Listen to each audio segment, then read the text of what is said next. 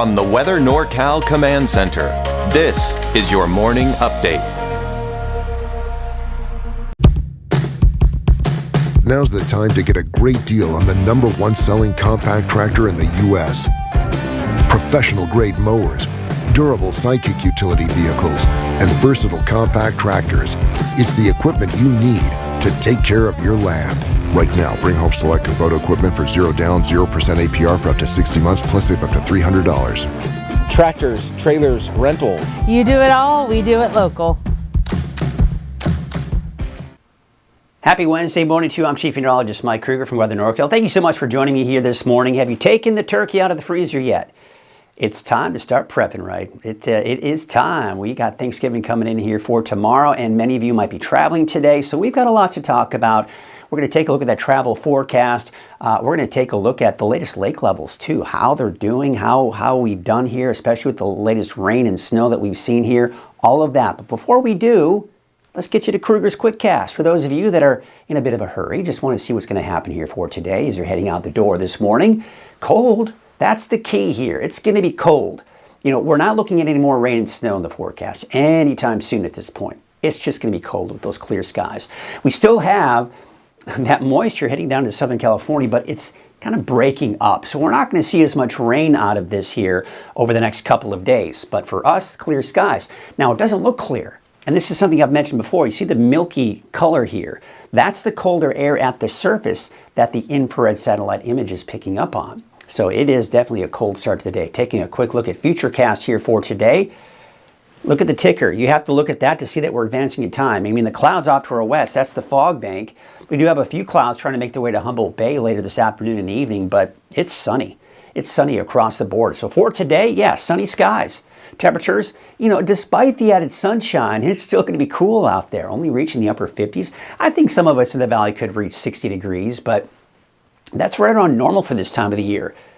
30s, 40s for your highs in the higher elevations, especially the north and east. For more like the 50s for Trinity County inland, and in the mid to upper 50s for the coast.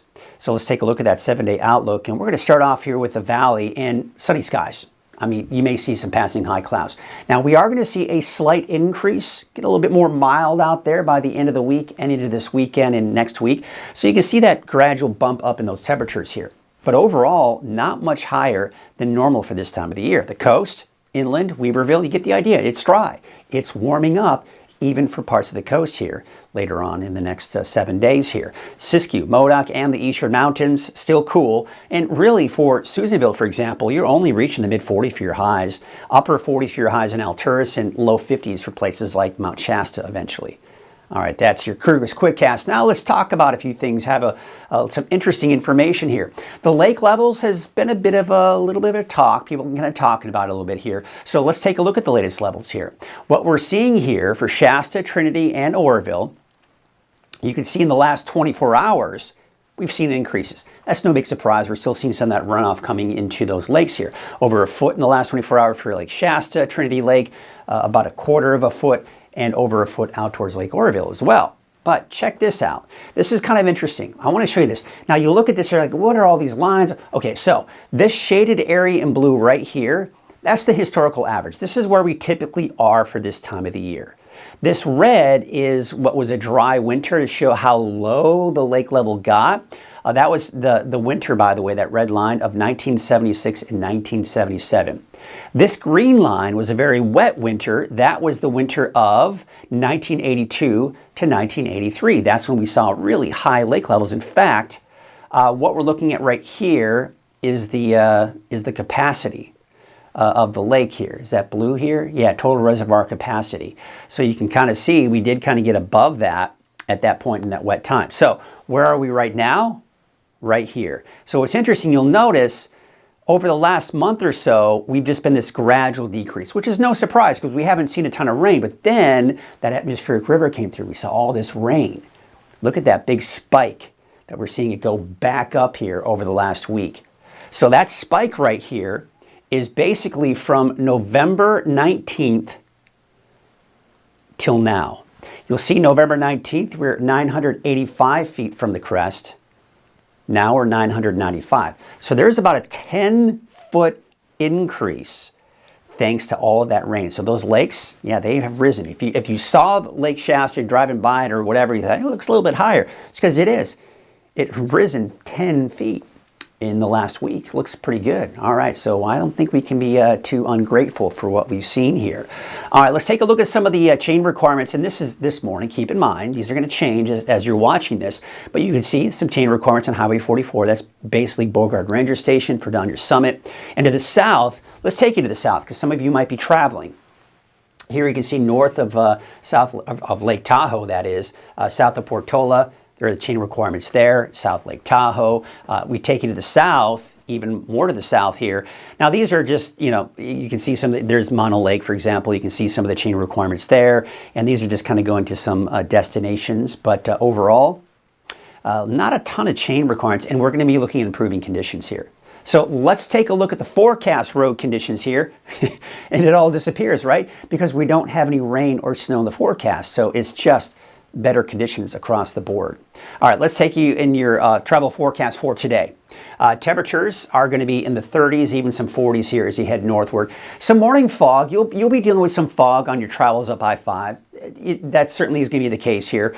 Otherwise, it's going to be cold as you're heading up some of those daytime highs up north. Thursday for Thanksgiving Day, if you're heading out to the coast, 52, 49 for Medford, 38 degrees in Bend. And again, some of that morning fog is a very good possibility, really for the rest of the week, especially as you start heading up to the north. But Reading about 62 for that daytime high. Maybe heading out to Reno should be okay, heading over those mountain passes, and you'll be looking at temperature about 50. Now that's on Friday, so we were looking at the day after Thanksgiving. Here is a look at today as you head south. You can see, of course, we're not looking at much in the way of that rain anymore. All that rain that I saw yesterday, that atmospheric river over Southern California, that's pretty much done with for today. We take you into your Thursday. It's starting to warm up and clear out as well. Some of that morning fog is a very good possibility. And of course, Friday, looking at some very nice temperatures as well.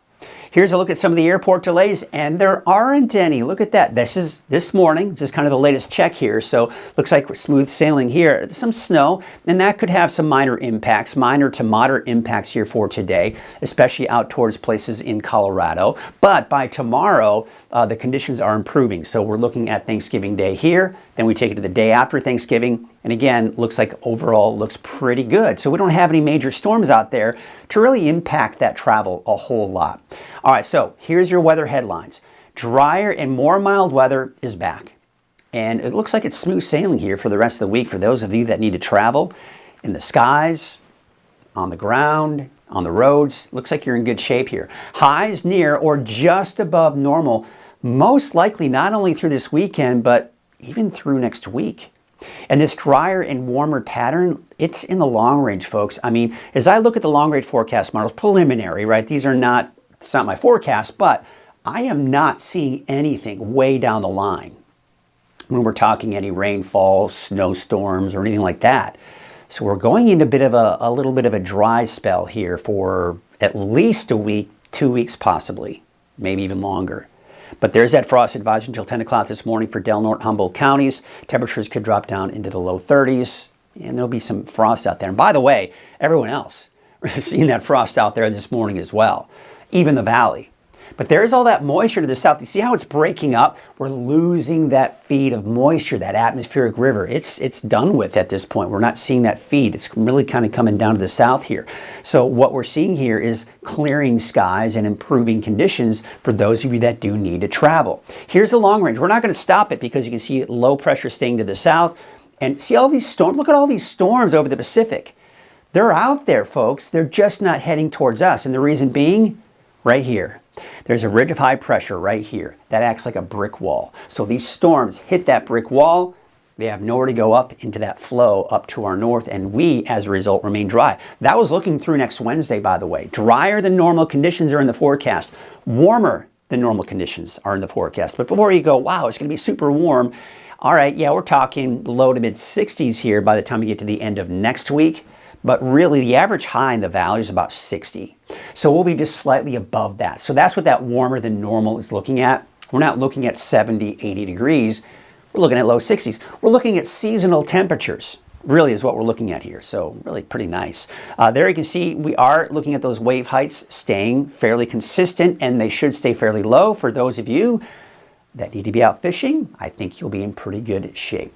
North winds at about 5 to 10 knots, waves from the northwest at 3 feet at about 6 seconds, and there are no advisories out there. All right, here's your Trinity County neighborhood forecast. Temperatures in the low to mid 50s for your daytime highs. Look at that, plenty of sunshine. And we're going to notice everyone just seeing this gradual increase in the temperatures, but nothing major. No major heat waves, if you will. 56 degrees out towards Saturday, 57 degrees on Sunday. We take you up north, 57 degrees for Smith River, 58 for Gas Key today. There's Orleans with a high of about 56 degrees for Siskiyou County.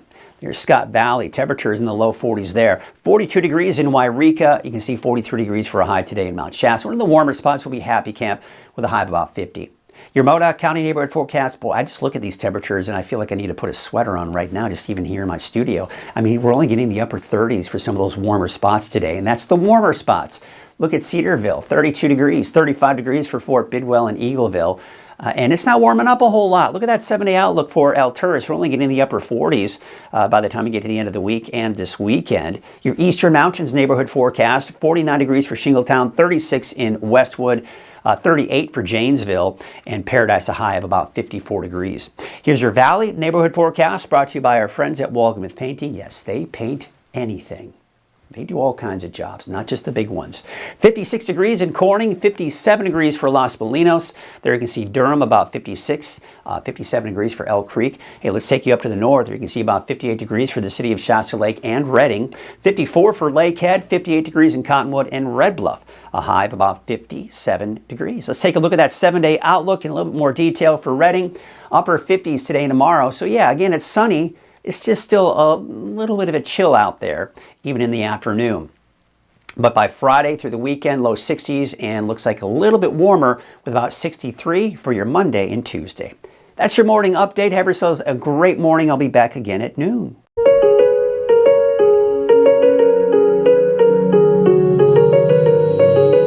Barr & Mudford is a top established firm here in the North State.